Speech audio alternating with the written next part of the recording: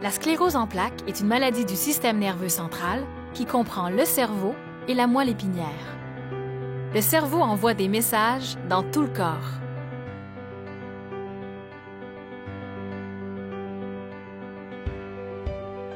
Les messages partent du cerveau, descendent le long de la moelle épinière, puis par les nerfs, et se rendent dans toutes les parties du corps.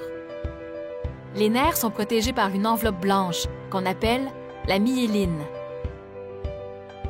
Cette enveloppe joue le même rôle que la gaine de caoutchouc qui entoure les fils électriques. Lorsqu'une personne a l'ASP, la myéline est abîmée. Les messages du cerveau sont ainsi ralentis ou bloqués. C'est pour cette raison que des symptômes apparaissent. Les symptômes de l'ASP sont variables et différents d'une personne à l'autre. En fait, la nature des symptômes dépend de l'endroit où sont situées les lésions sur la myéline. Parfois, les symptômes restent, parfois, ils s'en vont. La fatigue est le symptôme le plus fréquent chez les personnes touchées par la maladie. La fatigue reliée à l'ASP est différente de la fatigue ressentie après avoir fait, par exemple, beaucoup de sport. Une personne ayant l'ASP peut être fatiguée après avoir fait des tâches courantes, comme aller à l'épicerie. Il existe plusieurs autres symptômes, notamment les sautes d'humeur, les faiblesses dans les jambes et dans les bras, les engourdissements, les pertes d'équilibre, les problèmes visuels, les douleurs, les pertes de sensibilité, les tremblements, les troubles de la mémoire.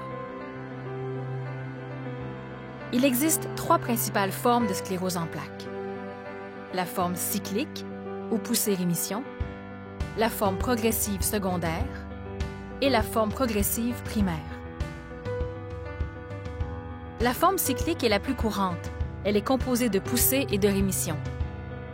Lors d'une poussée, des symptômes apparaissent ou s'aggravent. Par la suite, ces symptômes se stabilisent puis diminuent ou disparaissent. C'est alors que commence la rémission. Certaines personnes ont souvent des poussées, alors que d'autres en ont rarement. Les poussées qui se produisent ne sont pas nécessairement de plus en plus fortes. On peut en avoir une plus forte, suivie d'une poussée de courte durée avec peu de symptômes.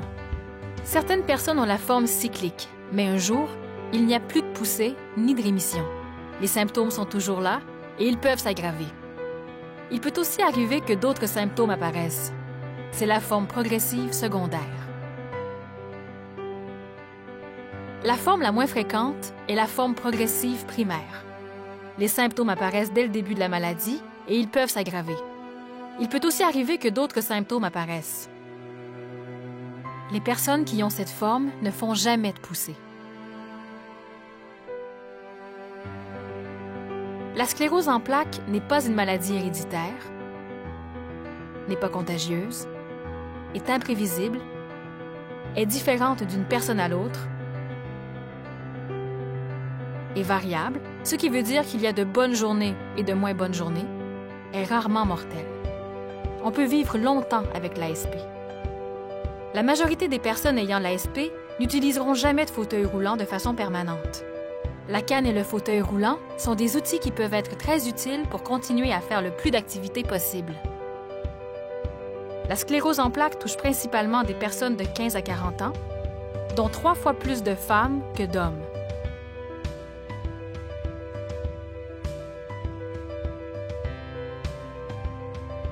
« 20 000 personnes sont atteintes de SP au Québec et 100 000 au Canada. Le Canada affiche d'ailleurs le plus haut taux de sclérose en plaques du monde. Il n'y a pas de régime alimentaire particulier recommandé pour l'ASP, mais une saine alimentation aide à garder un bon état de santé général. Il est important de rester actif pour préserver, voire améliorer ses capacités physiques. Il est possible d'avoir une belle qualité de vie et de s'adapter à l'ASP. Être bien entouré aide à mieux vivre avec la sclérose en plaques. On ignore toujours les causes exactes de l'ASP. Mais plusieurs facteurs en seraient responsables. Les chercheurs font des études sur le manque de vitamine D qui pourrait expliquer pourquoi les pays qui ont moins d'heures d'ensoleillement ont un plus haut taux de sclérose en plaques. Les chercheurs croient que l'ASP est une maladie auto-immune, c'est-à-dire que le système immunitaire se dérègle et attaque la myéline. Ce n'est pas une maladie héréditaire, mais il semble y avoir un facteur génétique. C'est-à-dire qu'il peut y avoir une seule personne qui a l'ASP dans une famille, mais parfois, il y en a plus. Par exemple, une grand-mère et un oncle. La recherche sur la sclérose en plaques se poursuit pour en connaître les causes exactes et la prévenir. Les chercheurs tentent de trouver d'autres traitements afin de ralentir l'évolution de la maladie et pouvoir, un jour, la guérir.